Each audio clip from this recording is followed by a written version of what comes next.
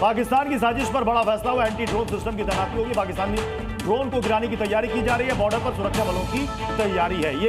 ये बड़ी खबर आ रही है। एंटी ड्रोन सिस्टम की वहां पर तैनाती होगी। सूत्र बता रहे हैं ये बड़ी खबर, पाकिस्तान की साजिश पर यह बड़ा फैसला। रजत हमारे साथ जुड़े हुए। रजत, क्या जानकारी आ रही है?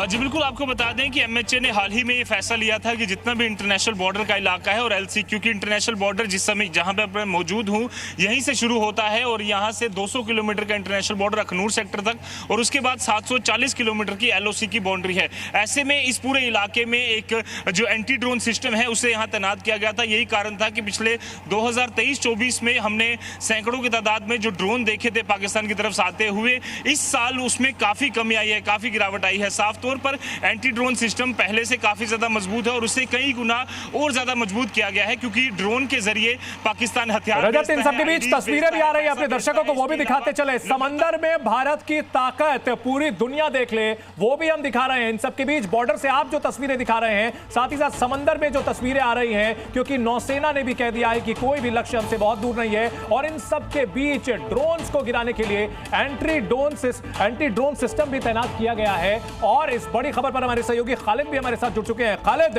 ड्रोन्स की अगर बात की जाए तो मॉडर्न वॉरफेयर में ड्रोन्स की भूमिका काफी अहम और ऐसे में एंटी ड्रोन सिस्टम की तैनाती यानी भारत की तैयारी पुख्ता है।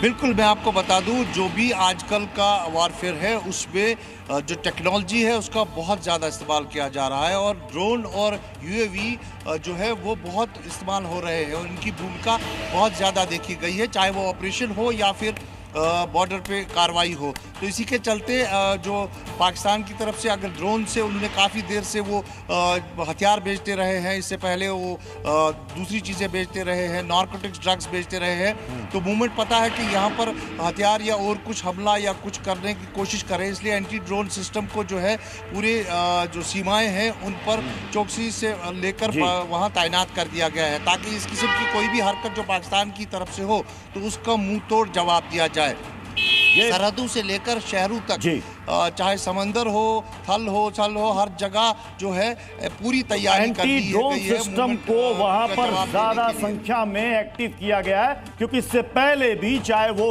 हथियारों की खेप हो या ड्रग्स की खेप हो, वो पाकिस्तान के सरहद से इस तरफ आती रही है, जिसे गिराया जाता रहा है। इस वक्त एक और बड़ी खबर, हमले में शामिल 4 आतंकी थे। सैलानियों के रास्ते को बंद किया गया था, सेना की वर्दी में थे ये 2 आतंकी। ये बड़ी खबर, और ये हैंडलर से बात कर रहे थे।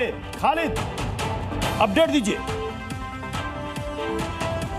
बिल्कुल, ये एक महत्वपूर्ण अपडेट है जो जी न्यूज़ अपने दर्शकों को बता रहा है। जो चश्मदीदों ने अपने बयान दर्ज किए हैं उसके मुताबिक 4 जो हमलावर थे वो थे, 2 उनमें से पाकिस्तानी टेररिस्ट थे, 2 कश्मीरी थे और 3 अंदर गए। एक ने पहले दरवाजे पे फायर किया, जिससे कि भीड़ हड़बड़ा गई और वो दरवाजे की तरफ भागी, क्योंकि एक ही एग्जिट था। तो वहाँ पर पहले से जो 2 मौजूद थे उन्होंने रोका, छोटे छोटे गुट में बांटा और उसके बाद जो है उन पर उनका नरसंहार किया। 12 लोगों के जो बॉडीज़ हैं उनके सर पे गोलियां लगी है और बाकियों को जो है जो अपर आर्म शोल्डर से है वहां पर फायर किया गया है। यानी खालिद, पहले जानकारी आई थी कि 8 की संख्या में आतंकी थे, बाद में आई 6 की संख्या में थे, अब ये 4 हो गई। बिल्कुल, जो एक्टिव जिन्होंने इस पे ऑपरेशन में काम किया है उनका नाम जो है 4 का भी आ रहा है। जितने भी चश्मदीदू और OGWs या फिर जो समर्थक थे जो अभी NIA की गिरफ्त में हैं, उनसे जो बात करने के बाद सामने आए हैं बयान, और अभी भी कई फरार हैं, उनसे भी बातचीत होगी। जो बताया जा रहा है कि 15 के करीब जीरो इन किए गए हैं OGWs जो इनके संपर्क में थे। तो ये जो जानकारी सब निकल कर सामने आ रही है खालिद, क्योंकि NIA की टीम ने वहां पर जाकर सीन भी दोबारा से उस घटना को रिक्रिएट किया था, उससे पता चला होगा कि शायद कौन किसकी पोजीशन कहां थी, कौन कहां से फायर कर रहा था।